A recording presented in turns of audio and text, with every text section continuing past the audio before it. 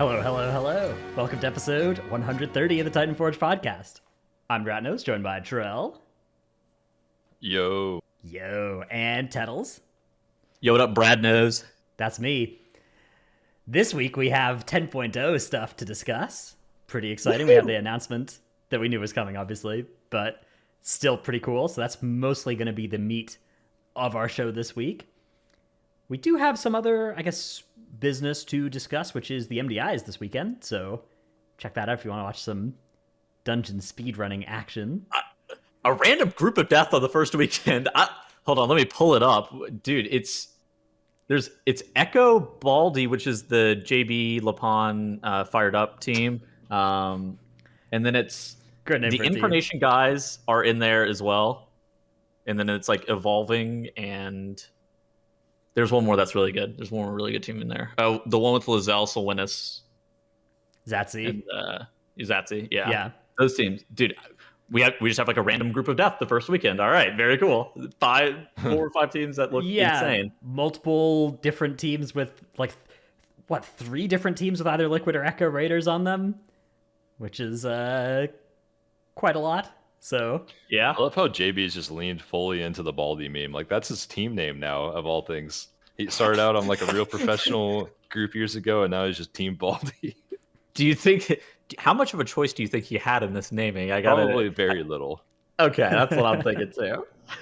Also, I'm really excited to see their Gambit route and their Street route, the top few teams of each, because like I was mathing out the times for Gambit, and it's got to be like 1 pull boss, 2nd boss with all the trash, and then like maybe a pull, and then 3rd boss with trash. I think it's That's just it? got to be boss. Yeah, like for some of those times, like the sub 9-minute like Gambit, like what the fuck is that? Yeah, that first pull in Gambit's gonna be wild. yeah, so it should be pretty exciting to get to see, and then there will be the next groups with the other teams as well. The same format as it was last MDI, where the top 24 teams have split into 3 groups of 8, and just people are going to global finals right out of each of these groups. So should be pretty cool. I don't know. I'm pretty excited for it. Let's jump into the 10.0 discussion though, since that is of course the main thing that's on everybody's mind here. So there's a lot to go Hold on. into. Okay. Before we start, did the announcements meet your guys' expectations? You know, I went into it with a very low expectation attitude, because I really just don't like getting let down by like promises of really good systems and stuff like the Warfronts and Torghast that are so hyped up and based around all their announcements. And Island Expeditions. Yeah, islands. Do you remember and they're the just so subpar? And the Island Expedition speedrunning competition at the BlizzCon? It wasn't at BlizzCon. It was at Gamescom. Sorry. Yeah. Yeah. Yes, I do. They make it seem like it's going to be like such a huge, long-lasting core system like Mythic Plus or PvP. You know, like I don't know. But this time, I don't think they really did that. They just introduced a small thing, Dragonflight, like the actual writing part of it, and then just like a bunch of the artwork, right? Yeah. And like the biggest thing they announced was the talent system rework. Yeah, so let's go through. I will say I come in always optimistic for these things, but Yeah. I was especially optimistic given the trajectory of the last couple of content patches. Hope springs eternal that there will be an expansion where they keep that trajectory going instead of just resetting, and it seems like that's at least their goal here. We'll see if they hold true to it, or if they find something like Covenants to become stubborn about and reset themselves again. I think I'm always similar to you, where like getting information before the patch comes out, I'm pretty hard to let down. Like once I see it, I'm likely to get annoyed by some things or whatever, or it can happen. But like the announcement, big fan. So let's go feature by feature. First off, we have the Drakthir Evoker, a race class combo that are exclusive to each other, right? So you cannot play a non-Evoker Drakthir, you can't play a non-Drakthir Evoker, and it is a 2-spec class with ranged DPS or healer specs, uses mail armor, and it's a hero class that starts off in the new Dragon Isles as well. Should we have gotten another class? Do we really need one? I mean, I don't think the game needed one for like balance, but I don't know. New classes are like such a core thing that WoW does with expansions, and they haven't done it for 2 expansions now. I feel like they needed to make a new class. It is a double-edged sword, right? Like, yeah, it's awesome getting new specs, but also it's so hard for them to tune 36 specializations as is. Yeah, we got 38 It's now. gonna be rough. 38. Yeah. I'm sure the healing meta is going to be very diverse come next patch. Well, I don't know. I mean, they might not make this hero class OP on release. There's always a chance. There's always a chance that we won't be playing 4 healing with 4 evokers. Always a possibility. Do you think the preservation spec will fall into the DR bucket of healers or the throughput bucket of healers? Yeah, hard to be sure. They use like green Dragonflight magic for healing and bronze Dragonflight magic for like time manipulation, which is kind of an interesting twist on healing, right? You could imagine like slowing down or staggering people's incoming damage and then like speeding up hots on them, that kind of stuff, being cool mechanics for that. Raid-wide alter time. Well, you could imagine like a raid-wide stagger, raid-wide like 20% stagger or something like that. That would be kind of cool. I wouldn't hate that. At the same time, it wouldn't surprise me if they were just like a throughput healer either. Yeah, it could be. Now, they also have this mechanic called Empowered Abilities, which is a new way for spells to work, where you press the button, you hold it down, or they're going to do some kind of accessibility option so that you don't have to hold it down. You can like press again or something or move or whatever. But the idea is you charge it up, and then at some point you release it, and it gains juice as you charge it further. So you could either, shoot it off as like an instant cast or a 1-second cast for smaller effects, or channel something all the way up and get bigger range, bigger effects, that kind of stuff. That's gonna be so. That sounds weird, so yeah. jank to play. Yeah, like I don't know how this is gonna be for like a caster. I feel like tuning. I was thinking about the tuning for this too. Like they have to tune it around getting your full charge ability up every time, right? To match what other specs are doing. Because other specs just don't have a choice. It depends. I mean, Shadow Priest. You could certainly imagine there being spells that you're not supposed to channel all the way to full, right? Like Windwalker doesn't channel Fist of Fury all the way to full, and it's pretty similar to that kind of idea, right? Well, it doesn't. It didn't always. We finally do that this patch. In some previous patches, you didn't always channel your Fist of Fury to full, right? So like they can make it so that it's so annoying. I hated worth that or not worth to do that. But I mean, Fist of Fury basically is this as well. It's just you don't have to hold down the button. My stuff for this, dude, this is way too early for me to even be passing judgment. I think that like once I see the DPS, them telling me that it's a channeler sounds not great from like a practicality standpoint. If I have to hear, oh, sorry, accidentally stood in that mechanic, was channeling my breath, I'm going to be upset. However, I will say, I'll believe it when I see it. Not really interested in hearing any of this from somebody who was casting Ravenous Frenzy last year. I was not part of this druid propaganda machine that... oh my god. Not I that cannot believe those words have just escaped your mouth. Says the man who I was the death druid community. propaganda machine. I didn't die. I wasn't dying. All right, speaking of druid propaganda machine, they've tricked everybody into being the class that we get to see talents from first also. So here's that new talent overhaul rework thing. Pretty cool new look for the talent system. This is really exciting for me. It's kind of a hybrid of pre-mop talents, and also mop talents are also being done here. So it has like fully customizable, fully swappable talent loadouts that you can save as well. Huge quality of life there. That is unbelievably exciting. But then it also has this element of like, okay, you put some points into just your class and some points into your spec. So kind of a reinforcement of, the kind of off-specking or class generic identity that is shared between the specs while also having interesting spec choices. What do you think about the arrows? So if you look at the talent tree, there are some effects with arrows, and those means that there are multiple options on that row. If you look like on the far right side, there's like one that's two different talents for Moonkin as well that you can actually see what it looks like. Not the Convoke one, but it's like on the far right. That's like 2 different talents, and you have to select between one of the 2 if you're going to talent into that node. Right, and if you look at the ones that are on this preview, like they are all the existing talents basically, right? Yeah. It seems like existing Ooh. talent rows have been moved to these like hexagon choices in the new talent tree. There are a lot of legendaries on those talents as well. Like like Wild Charge, Vortex, Yeah, right? exactly. Force of Nature. Like these are all things that are on talent rows or have been in previous tiers. And then in addition to that, there's like on the left side of the talent tree, there's just Skull Bash randomly, and I just look at that, I'm like, is like, are you going to be able to, like, as a druid, like as a resto druid, are they going to be able to talent into an interrupt?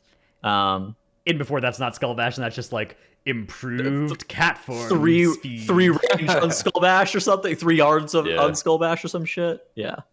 Well, it would be weird for that to be in the druid tree though. If you couldn't, like, every druid spec has to be able to use everything that's in the druid tree, right?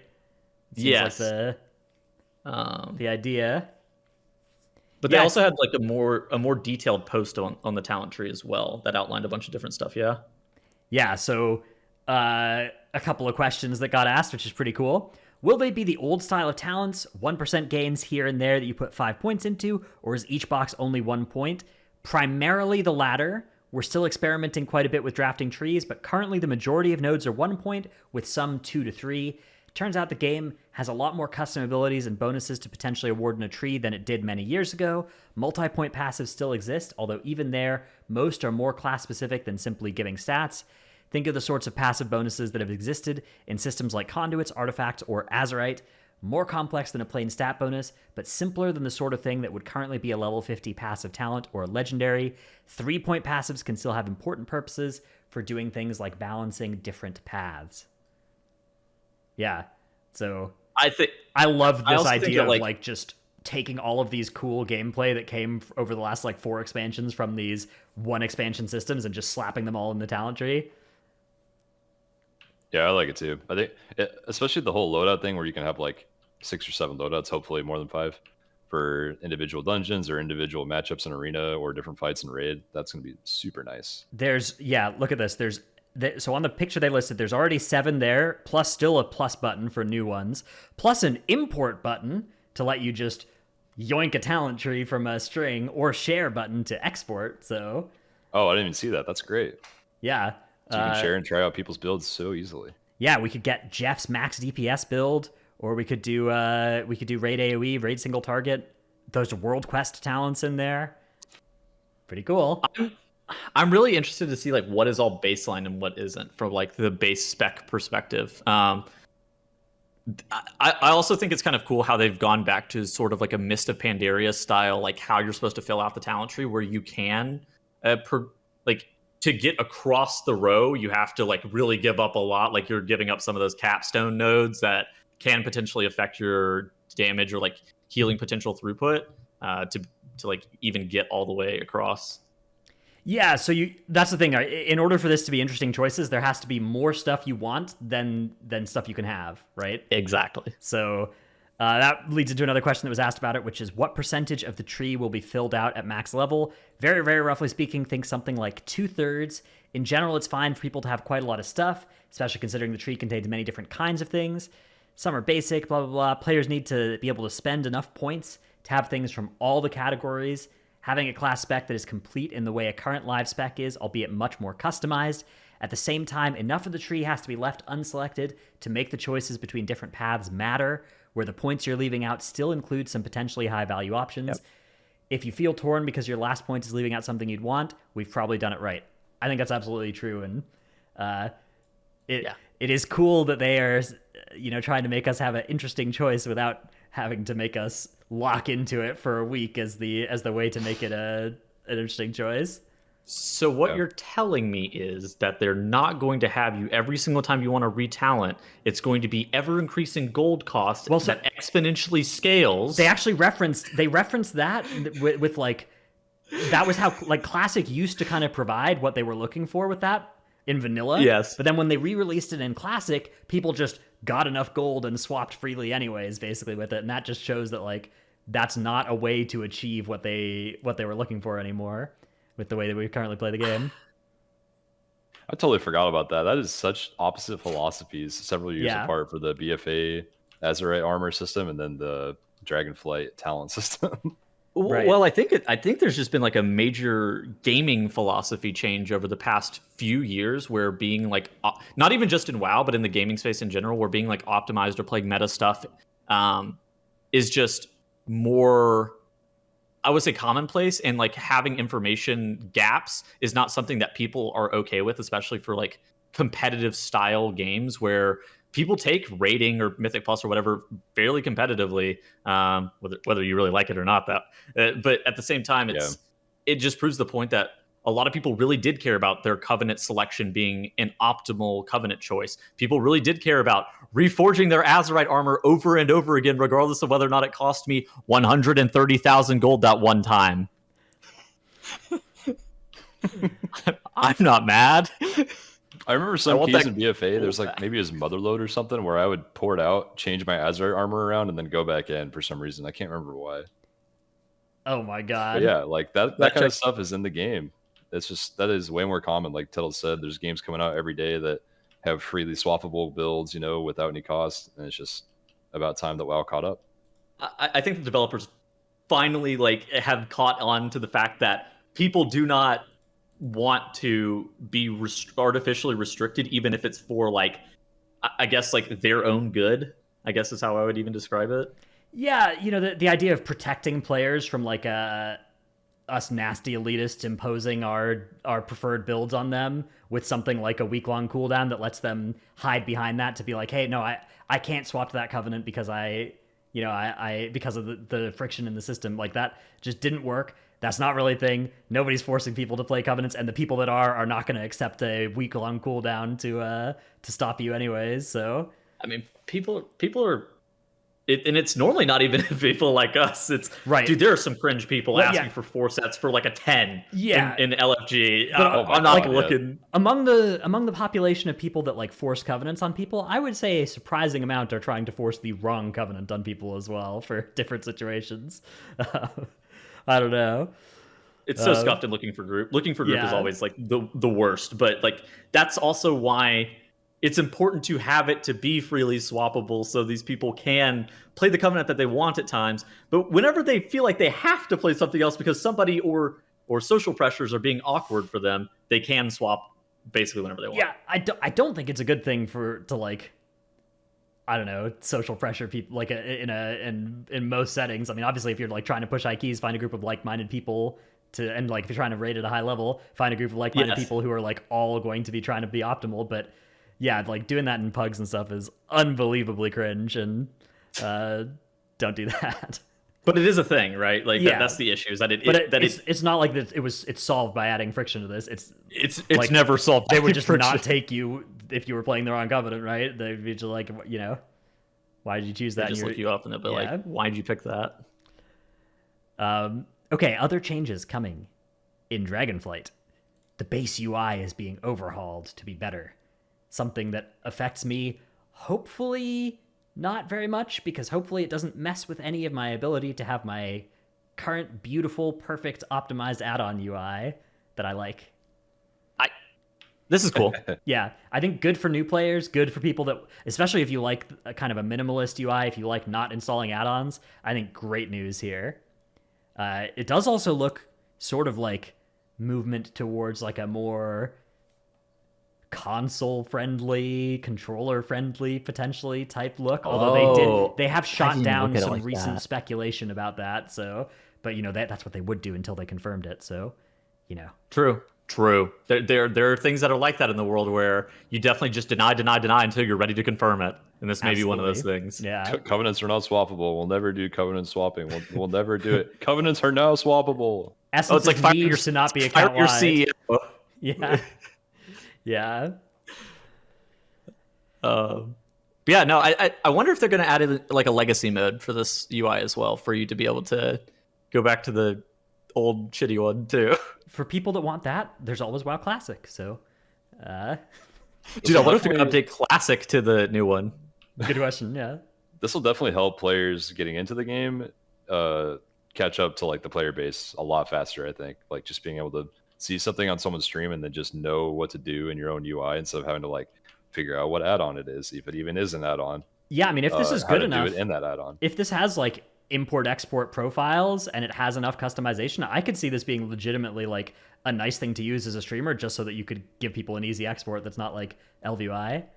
So yeah, I don't know. It's cool. I like it a lot. Yeah, I think it's a good step in the right direction.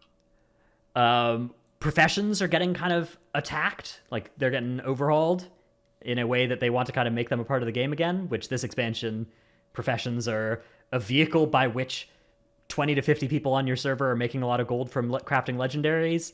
And otherwise, everybody's playing engineer alchemy for flask duration and B-res. B-res, and that is the extent of professions. Or they're just playing whatever their old professions are from previous expansions because they don't want to swap. But the professions thing, I always take with a grain of salt because I swear they do this every X-Pack. They're like, we're redoing professions, and it's like slightly different every time, and they're always unimpactful. I feel like always.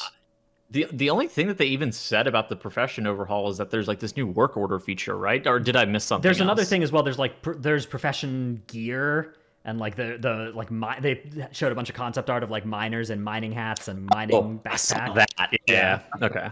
But yeah, the work order system is pretty cool. It's basically a way where, you know how you had these crafts that required like my expulsum, you know, your mats or whatever? The work order system effectively lets you, as a non-blacksmith, instead of having to use a blacksmith's BOP reagents, you could use your own ones to make the work order, and then they would contribute the BOE ones or whatever, and, you know, you'd pay a gold fee or whatever, and it would get just done through basically the AH system. So it seems like a pretty good way to remove that kind of thing and let you craft the powerful items with your own BOP items.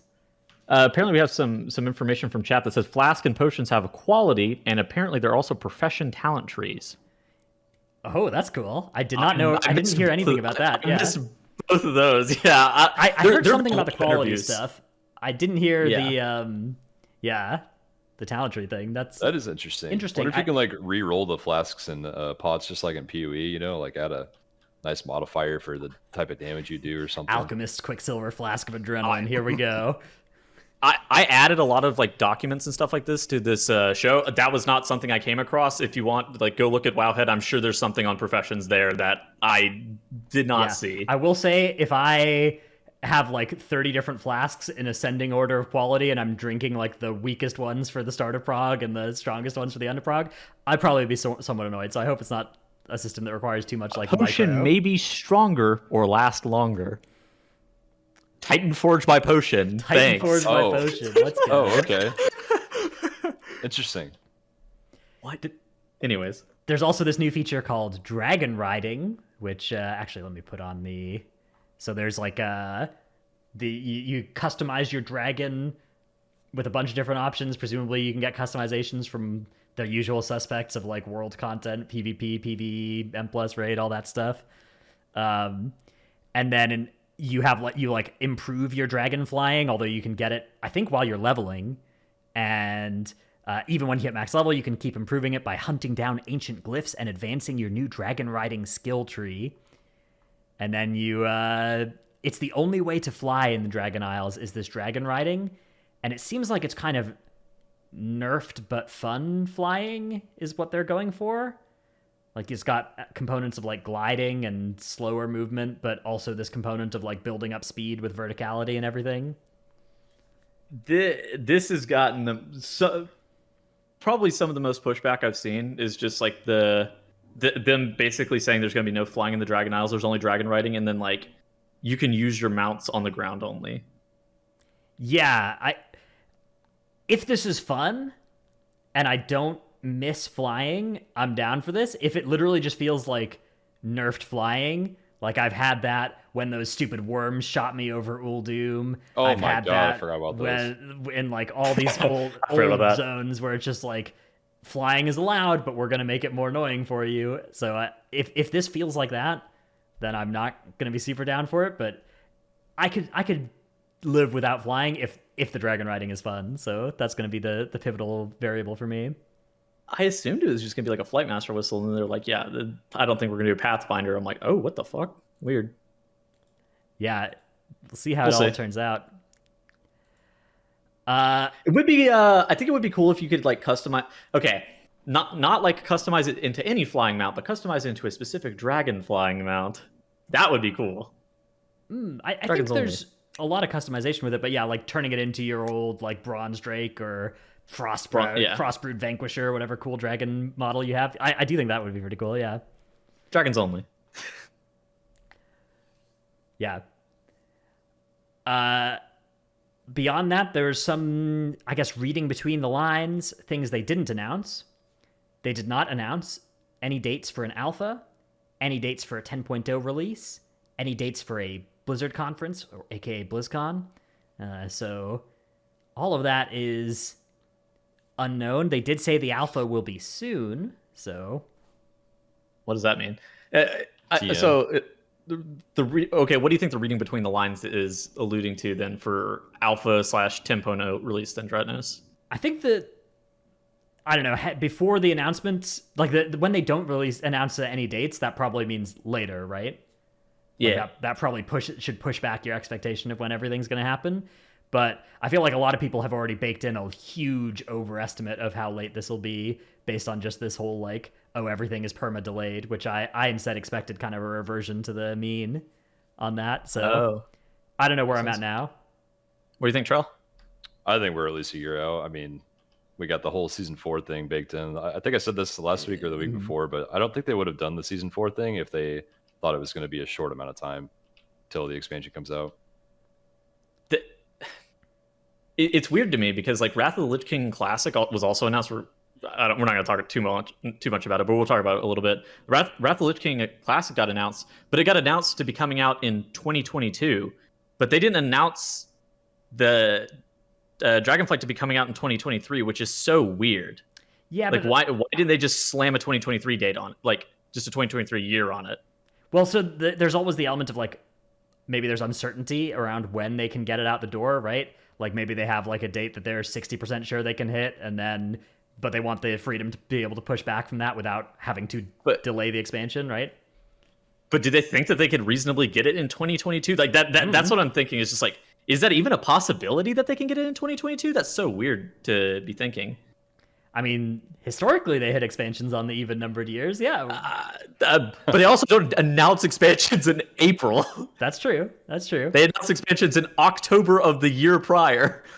Shadowlands was a short expansion though, right? Like they cut the X.3, so maybe that creates the time that they needed. So who knows? True. I can see it going either way.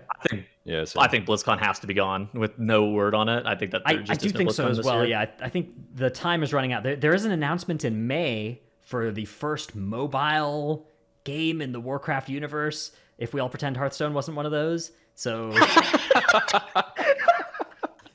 so that should be pretty exciting. Yeah. So yeah, we'll see what that is about. They could announce a BlizzCon at the same time as that potentially. But yeah, that's what they're marketing as too, huh? The first mobile Warcraft game. Hearthstone is clearly a mobile game. Well, it did come out on the computer for like a year before it was on phones. So, dude, Dratos tried to make me do so many spit takes during the wrist roll first. If you would have said that while we were casting the wrist roll first, I would have spat out my water. I'm pretty sure I got you to basically spit out your water one time there. You had to like it almost came out my nose. Yeah. Dude, the line. If we pretend that Hearthstone isn't one, like, yeah, I just sat there and thought, I was like, okay, yeah, what the hell? Yeah. A couple other things that were absent from this announcement that a lot of people have, I think, taken note of. No discussion of any villains or, threats of a large scale.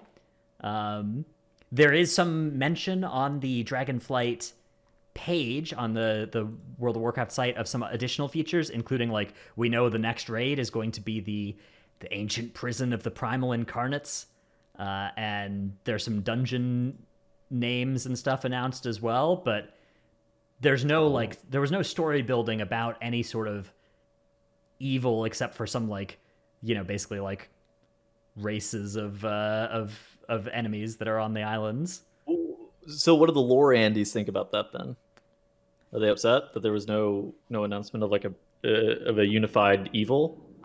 My personal theory on this is that this is like a good sign for the people that want there to be a little bit of a de-escalation of the cosmic threat that the last 3 expansions have all built up to, right? Each one was like this is something that's going to destroy your world by the time we're at the end of the expansion. And so if they want to downshift back to like adventuring, then they need to not build up a threat as much. So that's my read. I agree with that. I totally agree. I saw something about it being very similar to Mop, where it was just like, oh, we're just gonna go hang out with pandas, you know? Yeah. And then it got really intense by the end of the expansion, which I liked that model a lot. BFA was kind of like that too, right? BFA was like, oh, there's some navies fighting. Oh, and there's an old god that's trying to take over the world. Goat's coming out of the ground. Yeah. he's blowing a tunnel through the world.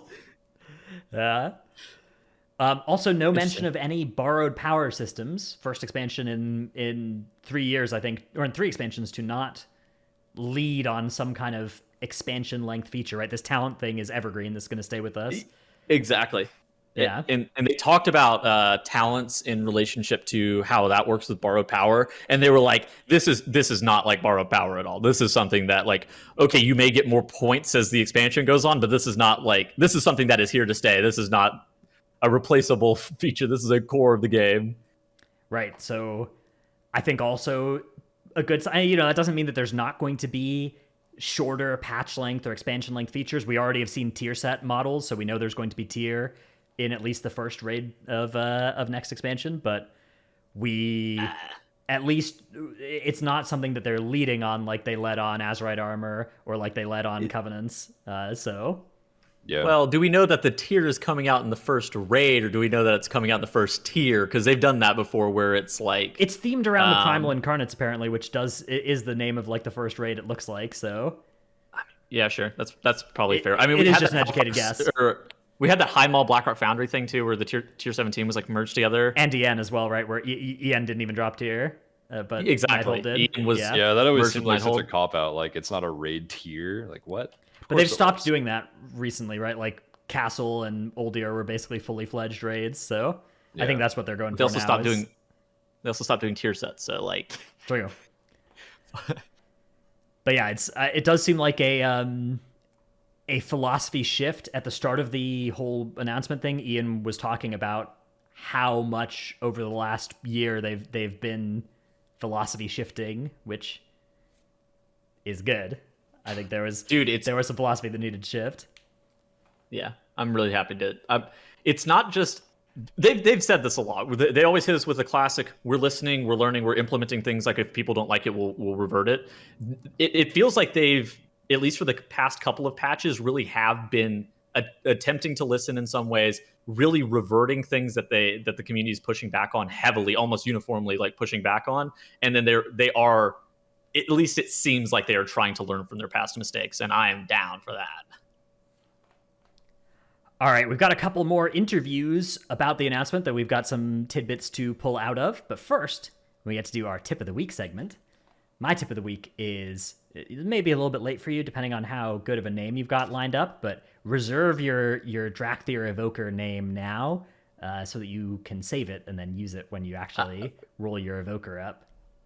What names do you have reserved, Dratnos? Oh, I've reserved a bunch of my gilded, like Cory Dragon. I have.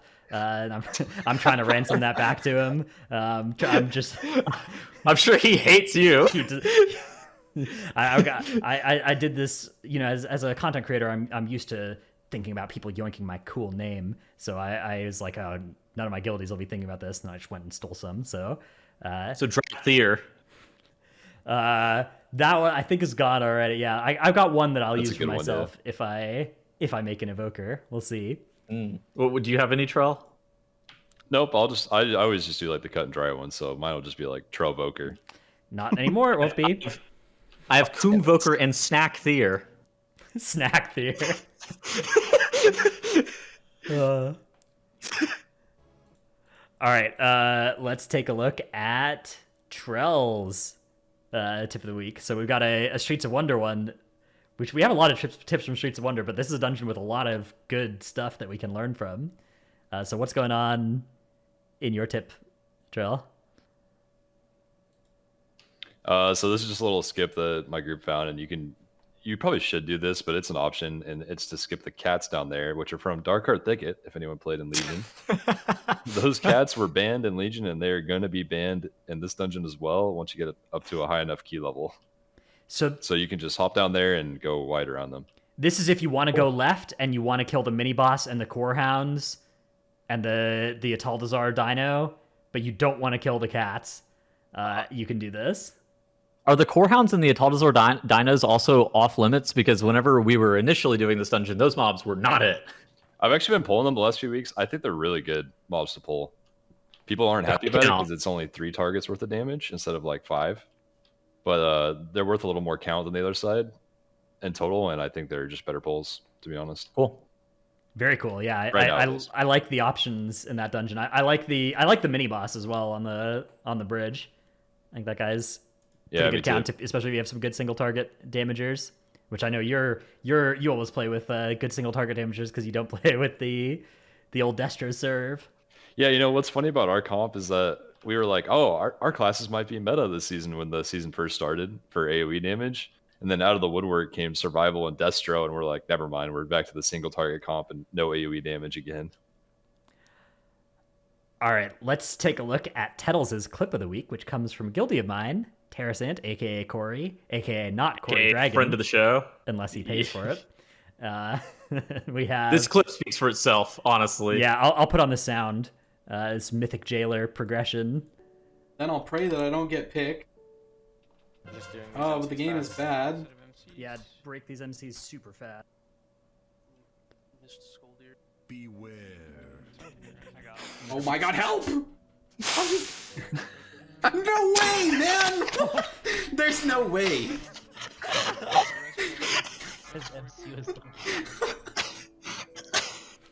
That's I love it. Just falls in the hole. Sad as hell. Yeah.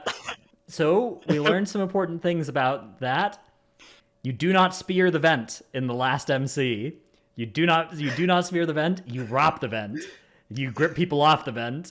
You do not spear the vent on the last MC of Jailer P2.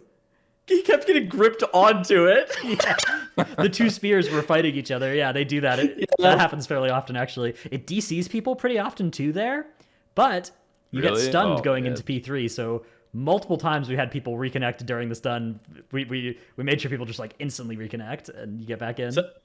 So it's probably due to the anti-cheat that's happening. So like if you're moving too fast or you like hit a corner or an edge like too fast, the game will believe that you're fly hacking or like speed hacking or something like that. It'll just boot you immediately offline. That's what they think you're doing. Yeah, that's why all you Monk and Demon Hunter players out there disconnect randomly all the time when you fell rush or roll. That's the same bug. If you ever like, trip on a tiny pebble and DC, that's what's happening. Or even if you land on like a stair the wrong way, as any class, you can do that and insta DC. It's very cool. That is so annoying.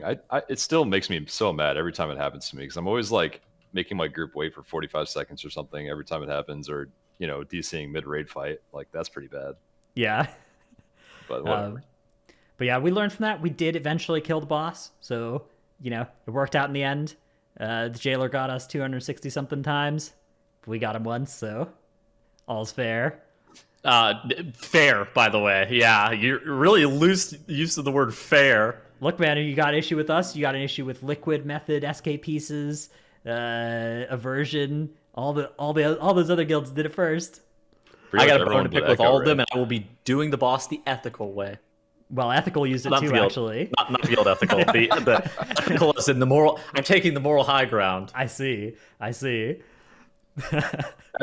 To repay, you're now required to legally kill the boss without Immortal Strike or Mind Games at all. So you have to kill it from 35%. Good luck. Trade offer. What if we just don't pull that boss again for a month and a half? That sounds good to me. Well, Trell and I will be claiming podcast first ethical kill. I see. True. My guild started on it last night, and I was put in for the jailer comp as Windwalker. I was very surprised. I don't know if a Windwalker's killed that boss yet. You might be able to get there are no public logs of Windwalker, so we'll see. Probably no logs, period. Yeah. It's definitely fine now to play one, though. Like it helps P2, which actually creates boss damage, and you don't need boss damage anymore. It does Immortal Strike. It's fairly durable. The ports and It's stuff are very actually pretty durable. good. Actually, Yeah. it's extremely durable. On Lords of Dread, I was never in danger one time on Prog. Like I had 3 defensives for every single adaptive swarm or whatever it's called phase, and then I could fleshcraft every time we baited, basically out in Narnia for the fear puddles. So it's kind of the same thing on Jailer, where you just have 4 defensives rotating. Yeah, that's a spec we talk about as being like kind of squishy in M plus because they're just like they run out of stuff, right?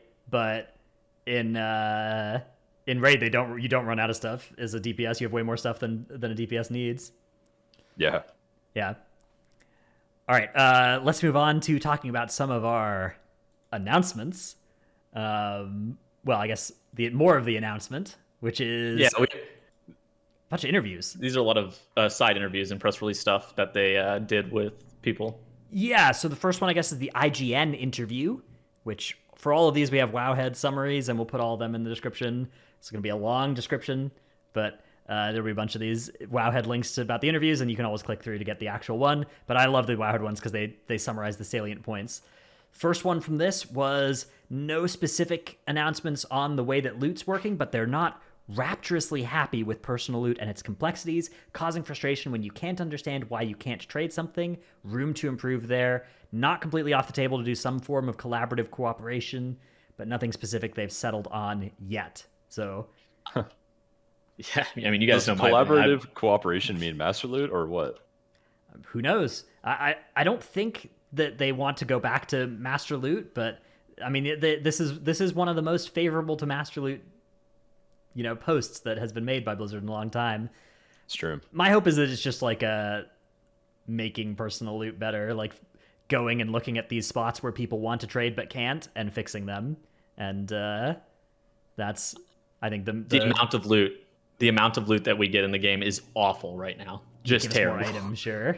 Holy True. fuck! Get me out of what we have right now. I beg. Great vault. Overall, happy with how it played out. Room for improvement. Similar to Constellation Prize in 9.2, which I do think the Socket Constellation Prize is pretty good, and I think they could add more stuff like that to the Constellation Prize that could make it so that like you're pretty excited even if nothing is in your vault. Dude, bonus tip of the week. Apparently you have to fill out 3 slots of your vault to get the fucking tokens, enough for a socket. Yep. Yeah, true. Yeah. Last week I when we learned did that Kill out the Jailer hard- after Monday Night Raid, I was like, okay, everybody, make sure you got your 3 vault slots so you can get your Sakis. Wish you texted me that. I needed that. I didn't know. You had me blocked at the time. Did you get a third of a socket, Tuttles? Huh? Did you get a third of a socket or a half of a socket? 4/6 of us, yeah, 2/3. Or 2/3, I guess. Yeah. 4/6. We got 4/6 of a socket. I was trying to plug a +2 right before reset. 15 minutes before reset. We did not time it, or we did not do it in adequate Before the amount of servers time. went down. Or before the reset hit. Yeah. Unlucky. Whose fault is that? It is my own, but I didn't know. I'm not blaming anybody else. It was definitely my fault. That is a good tip of the week, though. Good bonus one. Bonus tip. Yeah, bonus tip. Don't be a fucking idiot like me. Talent loadouts. Swap loadouts anywhere. The goal is maximum flexibility and returning to be a hybrid. Are you Ret Holy or Ret Prot? Players expect flexibility in specific to be able to optimize and problem solve in specific settings such as M+, different types of raid encounters, or swapping roles. They don't want to go back to increasing gold costs. Instead, the plan is to have multiple loadouts you can change in town, and once you have loadout set, you can just swap from your M+ loadout to your raid loadout, presumably in town or with a tome, I guess, is the idea here. So, pretty cool. Excellent. That is such a good philosophy to hear them say, because the start of this expansion started with pick a covenant. You're now locked into that covenant for every single spec on your class. You can't change them easily, and so you're almost locked into a specific spec. And then that on top of the legendary situation, trying to build legendaries for multiple specs was hard too, and it was just a nightmare trying to multi-spec or multi-class. Right. So this is a great thing to see. Great philosophy for that. And then the professions thing about crafting, gathering, go deep, specialize, master your art. Make gold if you want, make bop items, all that kind of stuff. So yeah, let's move on to the apparently you can craft up to like mythic item level quality loot as well with crafting. Yeah, if that's done well, then I could be down for it. There's been some crafting systems in the past that have done some weird stuff. for the way I play the game, and even weirder stuff for like Race to World First. Like if you remember in BOD, the tradable shuffle where people would go every single profession, craft the item, equip it, and then switch professions again so that they could trade in those slots. So hopefully there's not anything like that. But if this is done well, I could be down for it, dude. You know how we talk about like wanting ways to deterministically get certain items? If that's just done with like bind on pickup stuff you get from boss kills. So like, if there's a really cool sword that drops from a boss that you can either drop from the boss or create with like 3 scales from the boss and like a super turbo master blacksmith.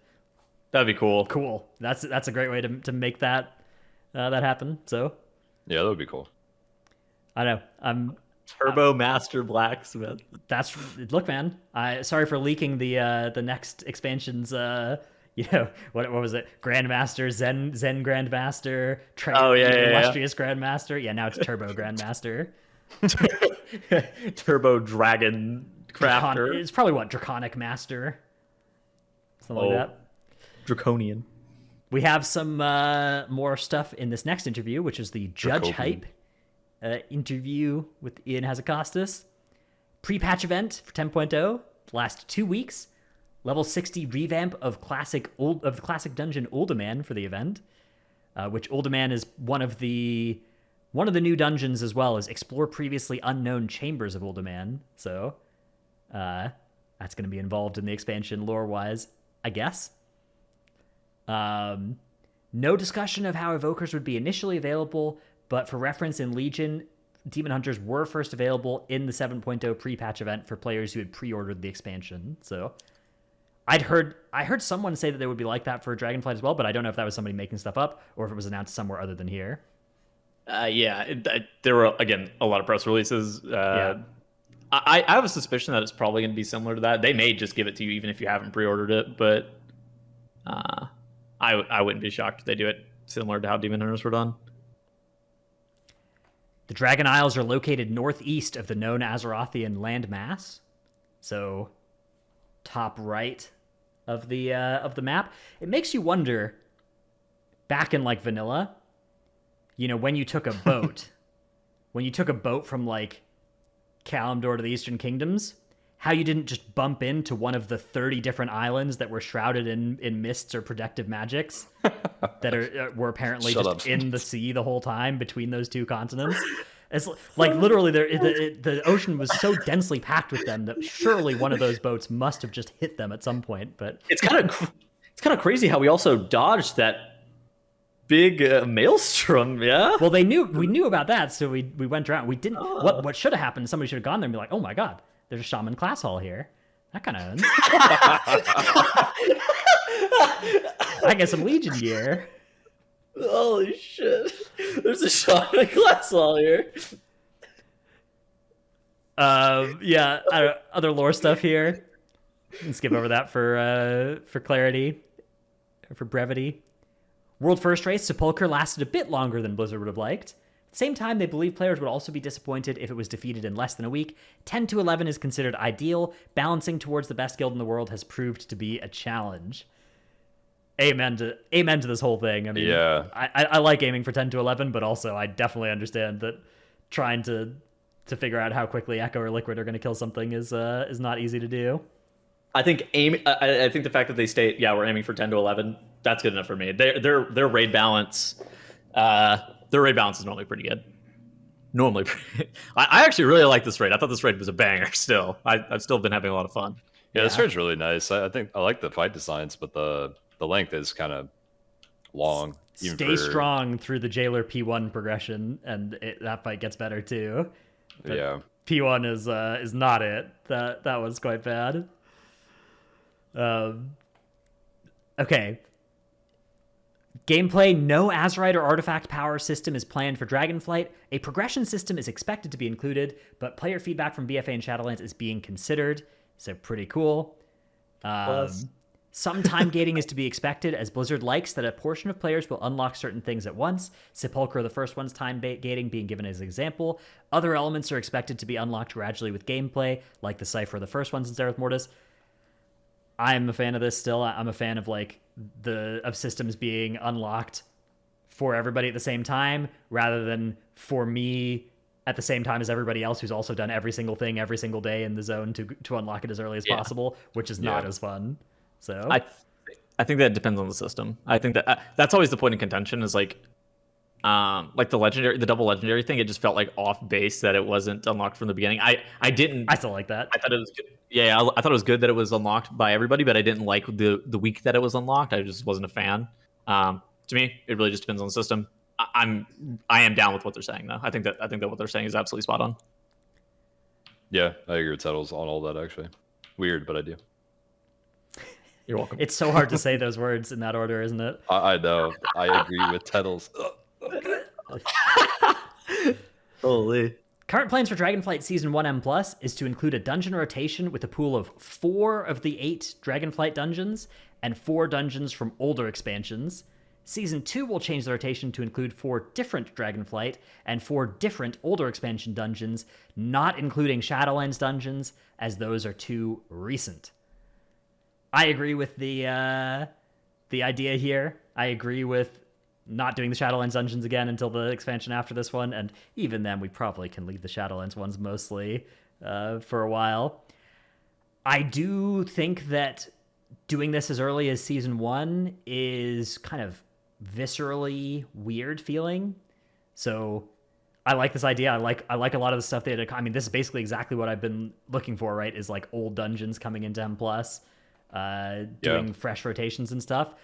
But I do think that myself, to a lesser extent, and like more casual Mythic Plus players to a greater extent, will be, I think, disappointed by a new season not just being all the new dungeons. So I think they should reconsider this one for Season 1 and just start doing this with Season 2 all the way through the rest of the expansion. But I know Tettles disagrees with me on this one. Trell, field your opinion first. I'll come with mine later. Well, I like 2 parts. I like some things about it and I dislike others. Like, I do enjoy that there's going to be less overwhelming amounts of information in Season 1 if it's like that, where it's 4+4 dungeons. I think that's a good thing. However, I do think you should showcase all 8 dungeons, because it's a new expansion and people want to get all the new content. So, like, maybe somewhere in the middle would be my preference, like 6 Dragonflight dungeons plus 2 old ones, or 8 plus 2, maybe something like that instead of 4+4.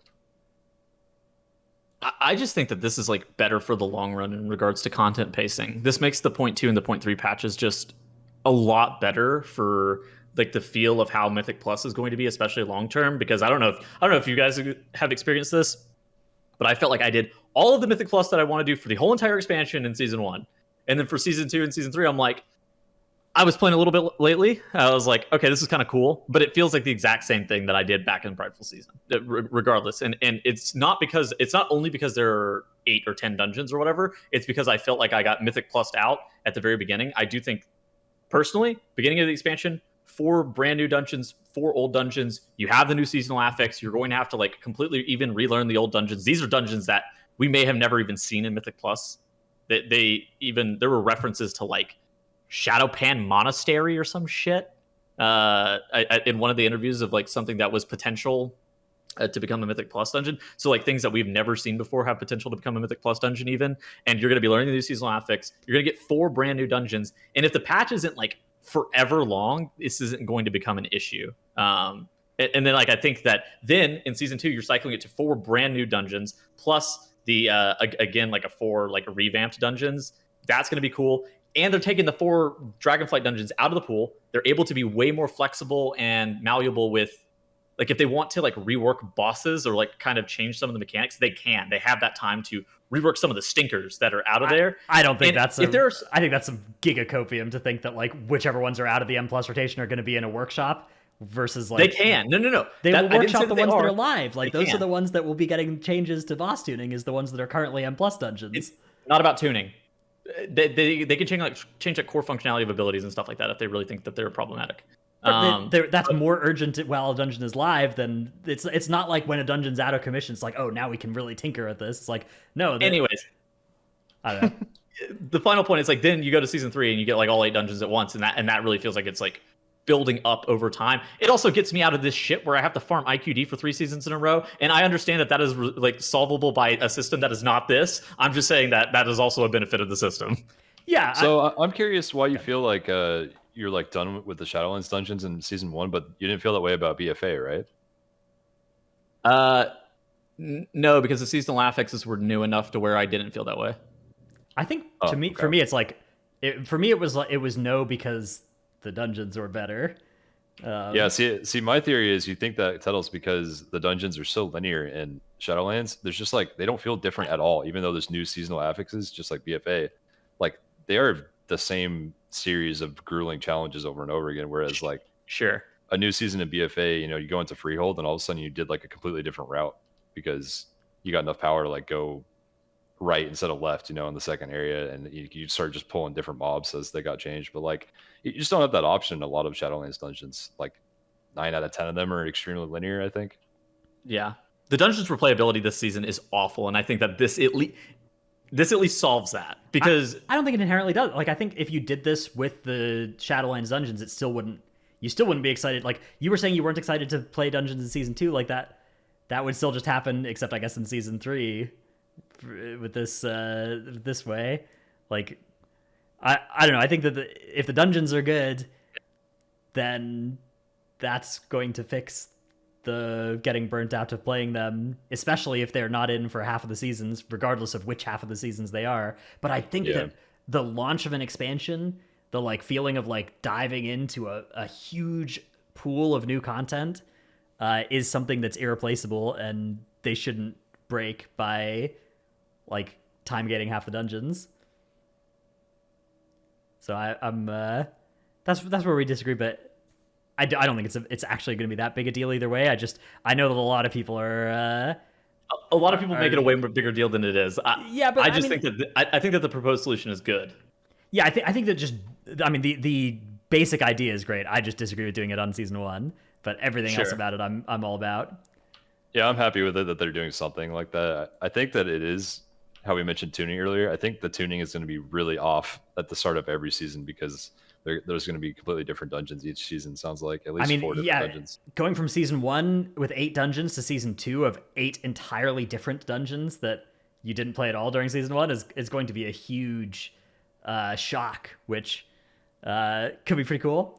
On the other hand, if you do it my way and it's like half the dungeons are new and half the dungeons you're familiar with, that's I think also a lot of novelty, more novelty than any 2 seasons have had between expansion launches, but also you get at least some familiarity too. So this also may just be a terrible take, but I'm down to see how this plays out as well and just see if people hate it. And like it seems like they're flexible enough to be able to move in like a bunch of different directions, and I think that this could be good for the game moving forward. At least enough to like test it out. Obviously there are some things that they shouldn't test out. Like if there are things that are overtly just bad on a lot of different levels, like the covenant swapping, and like there's a lot of different like things that we could bring back up of, okay, the community was pushing back on this, they definitely should have swapped that in the beginning. I don't think that this is one of those things that like, I think that we could give a season to this and be like, okay, well that sucked, or okay, that was good, maybe we'll try again.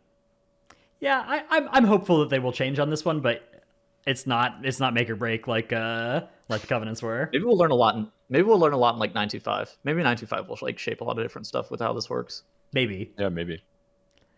All right. Let's see. We have, this was mostly more talking about that stuff. So let's move on to some PvP changes.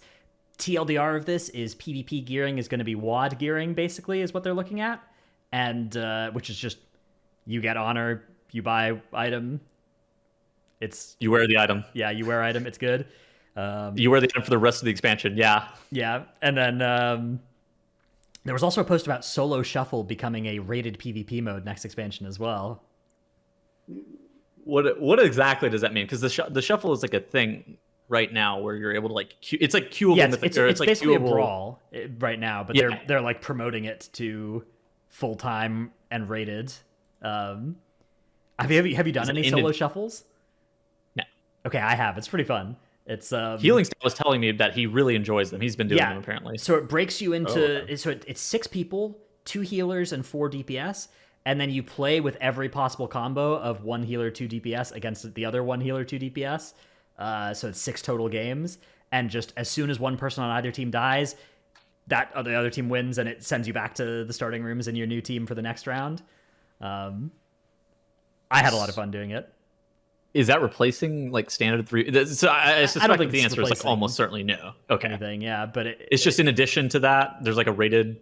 I think it's cool to have this as like the solo queue experiment for PvP, because I mean solo queue has been a big thing that some PvPers have been asking for a really long time. So, and I think this was a cool implementation for it. So we'll see how it turns out. Obviously, I'm not a PvPer. I PvP to get items to PvE with. So that's I PvP to get essences. That's about it. I'm interested to see if they add like Gladiator. Are you able to get Gladiator for solo shuffle? Because or are you able to get like rank 1 titles and shit like that? Yeah, for a while they like second class citizen 2v2 relative to 3v3 for those sorts of things. It's still right? second class. It's still second class citizen. So they may do that. You can't get Gladiator from it. You can only get the elite titles. Yeah. And then finally, we had an interview between Ian and Hazelnutty Games that had a bunch of cool stuff, including some discussion about how the talent system is not borrowed power. It's supposed to be forever. There's not like Dragonflight specific activated abilities or anything like that. Like everything is our characters, their power, and stuff that, at least in theory, will continue into future expansions, although obviously it's likely that things will get reworked from expansion to expansion. But pretty cool. So yeah, you envision adding more layers and more rows of talents in the future going forward? Absolutely. Could we sustain the system for 20 years? Probably not. Realistically, there's a horizon of sorts where we want to make sure this will work for 2 to 3 expansions. And beyond that, it's sort of a future us problem, which for me, that horizon is more like 2 or 3 days. Anything that's farther out than that is a future Dratnos problem to solve. So I definitely get this philosophy. What's Hondo need to show up for MDI casting? That's a future Dratnos problem. Well, I have to know by the time I go to bed, so I set my alarm. What's our call time for tomorrow? By the 8 way, a.m. Pacific. 8 a.m. Pacific. Oh, great Yeah. news. Wait, is it not 7 a.m. Pacific? It's 8 a.m. Pacific. Okay, thank you. Feel free to go and verify or wake up earlier if you want, though. But I'm not even gonna check. I'm just gonna set my alarm, and if I'm late, then it's on you. Okay. I'm down. Talents instead of legendaries. They have no plans to do that again, where there's dozens of legendaries and everyone has them in Dragonflight. Our focus is elsewhere, carrying tier sets forward. We've learned that there's customization is interesting. Having a small collection of legendaries you can swap among to empower your abilities. Those are interesting layers. I see that as kind of filling a gap we have created ourselves by not having an extensive talent system. I agree with this. The Dragonflight version of that is a talent point you can choose to divert to empower your AoE, give you an extra proc, refund energy, or whatever suits your purposes. We'd rather just have that in our evergreen systems. Not to say we'll never see legendaries again, like the Sylvanas bow, the one-off items that feel thematic and appropriate. But yeah, orange because of how special it is. So pretty cool. I like this. Cool. Yeah, I like this a lot. I do think there's room for like legendary implementation as an expansion feature in a future expansion that like learns from the Shadowlands one and is like the power of some of the effects. I always think about like the heroic leap legendary power. You know, there's like you get 3 heroic leaps or those sorts of things, but nobody ever equips that because the other option is like a 10% damage increase, right? It's like, okay. This is the issue of like not having swappable legendaries in Mythic Plus specifically, because then you're losing your Agrimar Stride set, you're losing your triple jump set. Like these are like very niche situations where you would ever use any of these, but it unfortunately removes the situation where you would be like, oh shit, I would use this here.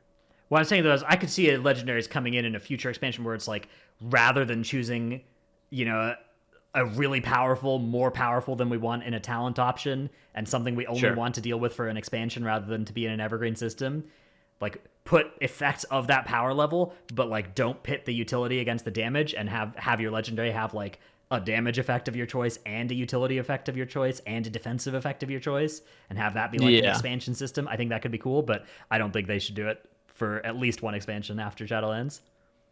Dude, like I didn't even get to use probably 80% of my class's legendaries this entire expansion because for one, I was like pigeonholed into playing one legendary for threat. Like as the first factor, just thinking about it. Threat has been so bad. There's just so many things that affect stuff like that. And then also that you can't swap gear in Mythic Plus anymore. Like I just never had a choice.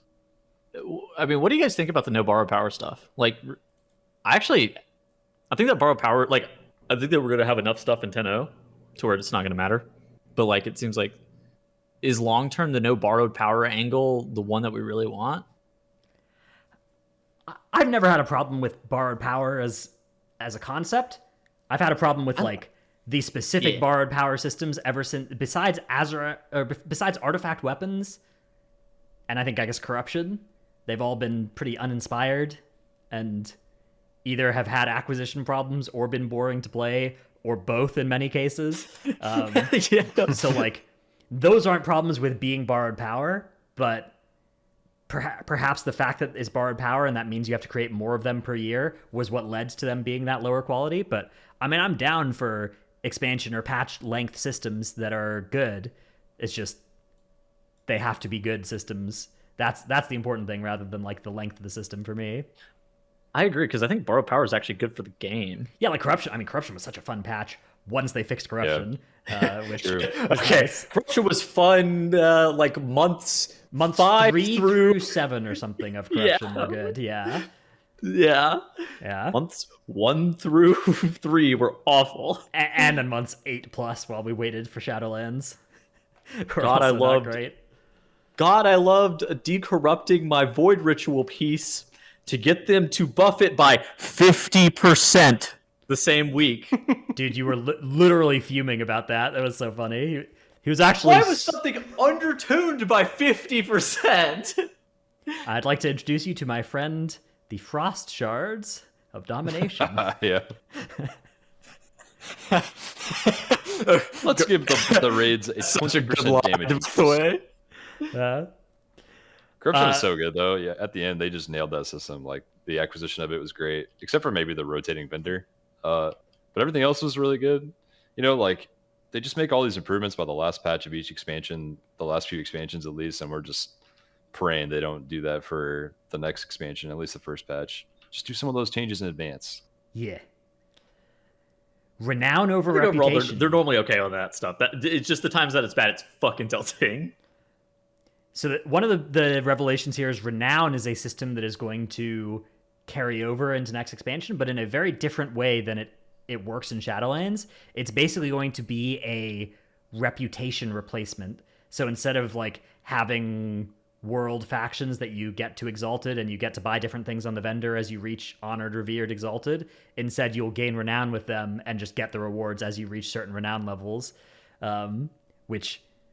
I think that is a more elegant way, and it creates more small, like, upgrades along the way for the system to work, as long as they don't have all the problems that, like, the Covenant Renown does right now, which is, to me, more a problem with the way the Covenants operate than the way with Renown as, like, a technology operates. So yeah, we'll see how this works out. I think that this is fine. I kind of wish that they would rename it just for, like... Just to get rid of the connotation. Get people away from the name Renown, but this is fine. I don't care. Then there's some discussion about accessibility and stuff. Things about flying, motion sickness, accessibility, Drakthir being able to fly outside of the Dragon Isles, that kind of stuff. Player housing being a massive project would likely take multiple expansions to realize at the level players demand and deserve.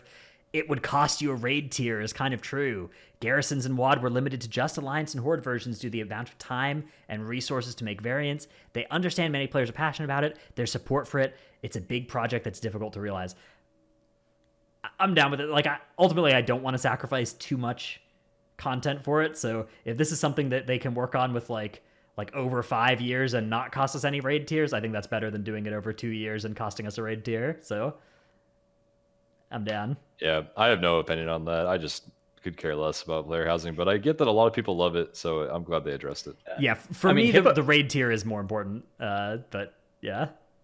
Hippo had a kind of a funny tweet. It says, maybe I'm crazy, but obviously garrisons were not as customizable as people had hoped, but it was technically player housing, and then we ended up losing a raid tier for garrisons, and I don't remember people being happy about it. Why do people want to lose a raid tier for player housing? And obviously it's like, if it's done well, it's really good, but if it's garrisons again and we like sack one to multiple raid tiers or something like that, it's like, oh my god.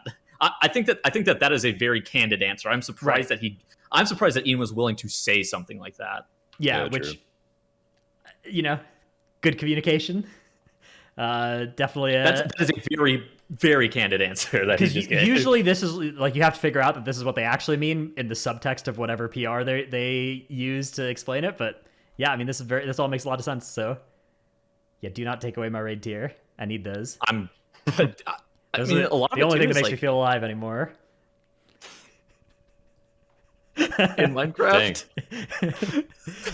In Minecraft, of course.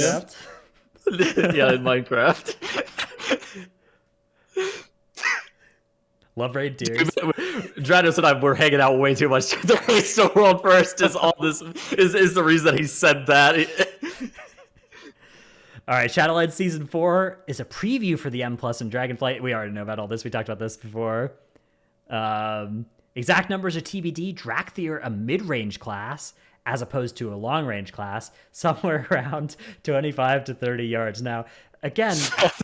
They're not ranged. Just like I was saying about the charging up abilities part of the Drakthir, I have to play with this to know how I feel about it, but my guess is that a class that is ranged but cannot play at the same range as all the ranged is going to be pretty painful. So we'll see. Could you imagine if you're just targeted by all the same mechanics as ranged, but you can't go to the ranged bait spots? Yeah, wait a minute. That means you got to adjust your entire range stack on every fight to account for evoker range, right? Well, it's coded for a ranged class. Have you ever seen an arcane mage?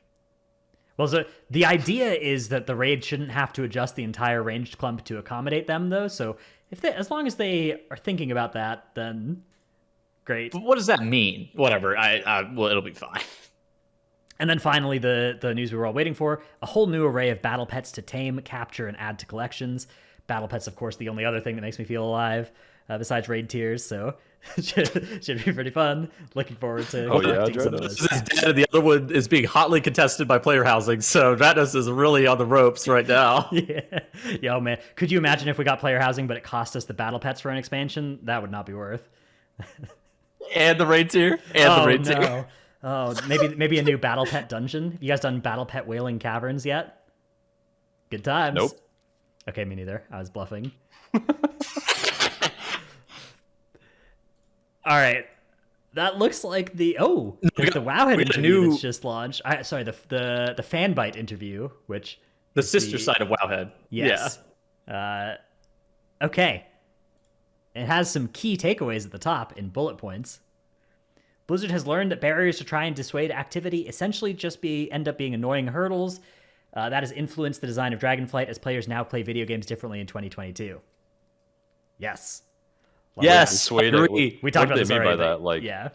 Just trying to limit the amount of time you play the game. I assume that this is that classic thing where it's the gold swap fee in classic functioned very differently than the exact same mechanic did in vanilla, where it's it didn't dissuade swappability. It didn't dissuade people. It literally just made the game more annoying. Yep. Talent trees will include Covenant abilities and even Shadowlands legendaries. What will show up there will be influenced by the community as we continue to alpha. So, yeah, I'm sure that options like old artifact abilities and that kind of stuff can also be candidates here if they haven't been baked in, but we're still cool.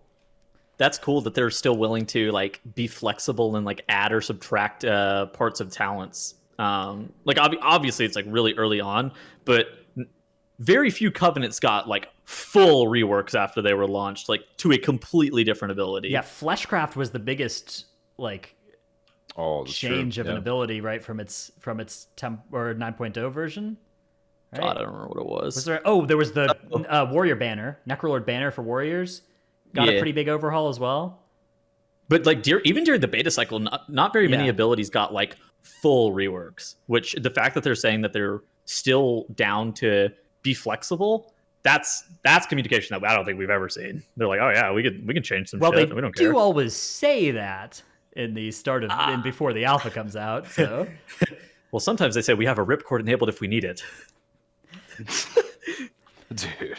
They're looking to convert Solo Shuffle into a rated solo queue with rating and rewards. It may be possible for Drakthir to become other classes in the future. That's not where the story is starting in Dragonflight. Yeah, I've seen a lot of people that want to be Drakthir warriors or whatever, Drakthir mages. Those people are, I've learned, they're called scalies, and it's basically furries but for dragons. So, yeah. So there was a question in our chat that said, "What is the most likely candidate between the three of us to be a scaly?" Someone right after that said Tuttles for sure. I think That's all so. I'm Yeah. saying.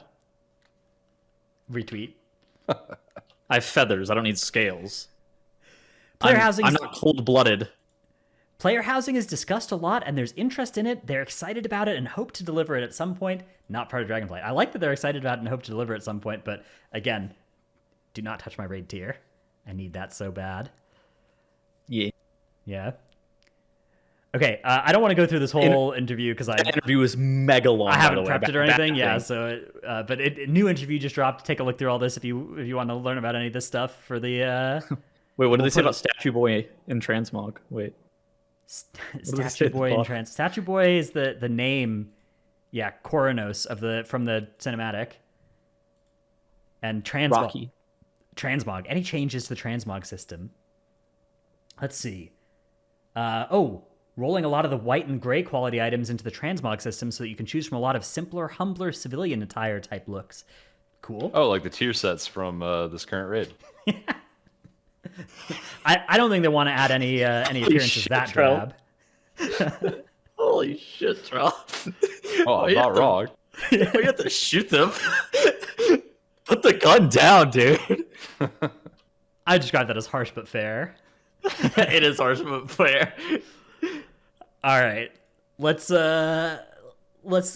get to our Patreon thanking bit, and then that'll be the end of our show. We have no Q&A today, so for those of you that don't want to hear about the patrons, you can probably head out now. But for those of you that do want to hear about the Patreons, I have just the thing for you. And for those of you that want to become a Patreon, patreon.com/Titanforge.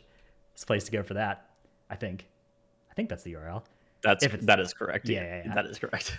Our patrons include Paul, Riley Dargan, my new spirit animal is the Ducks from 10.0, Ja, Dranos Dino Pillow, Chromed, Trekkie, Never Nude, Chewy, congrats to Deadnos, famed slayer of the Banished One, that's me, Delete Gaming, ZivXX, Salty Senny, Necris, Tankdill, Nevuk, Brad-Ceratops, Eevee, Survival Main, No Trick, I Scheduled a Tettle's Flame, Dymat, Lufer, Nyx, Naturally Articulates, specifically unusually metaphorical idionyms, or Nasumi. Idionyms. Nice. Is that like idioms? Idioms? Yeah, or is there another word that I don't know? Gallic, know. Brusive, Drownowshots Abyss, Memed Ham is now a pugging Keystone Master, Feel Strongman Clap, M Sanity, Xena, Rogue's now good enough for Prog, still bad enough to be sat for SLG, bless up. Well, SLG is coming back next season, so this name is going to be good again. We're really playing the long con with this SLG name.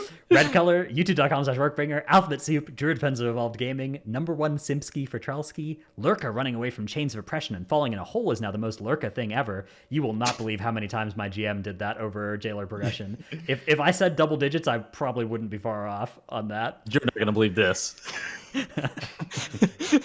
I got flamed for not interrupting an Arathi Basin comp stomp, Milk, Benil, aka YOLO Swag Crew, Sife, Pone, Windwalker Monks deal with nerfs by rolling with the punches. Wonder, due to Sims with 4-piece, Skelly will be going back to Elemental from Enhance. And Poor Paws, which were actually 4 different words from each other. But 2 pairs of 2 were homonyms, so figure that one out. Oh. True. So deep. All right. That about does it for this week's show. We'll be back next week with potentially a guest to talk about something. We'll figure it out. Or not, I don't know. We'll figure something out. So We're like India Weekend 1 to talk. I don't know. We'll talk about something. We'll figure it out. next week. We'll sort There'll something be a out. guest. Open to topic ideas. If anybody's got a good one they want to hear us talk about, let us know. At some point, people were saying that they would be interested in like a viewer call-in show. I don't know how I would. We could get like MP3s or something, or we could just do like a mailbag show again, where it's just like, MP3s or a mailbag show. Oh man, maybe there's a. Something like that could be in the That'd near be future. interesting. So start thinking. Anyways, Cool. Maybe something like that. We'll have let that you know. announced. That's not a next week thing. yeah, that's like a that would be. future- We'd give you some warning. We'd probably give you 2 whole weeks warning or something for that kind of thing. Anyways, What 1 week? maybe 1 week. We'll be back next week. Several 5 days days. minimum. Bye. Bye. 2 days minimum. Minimum.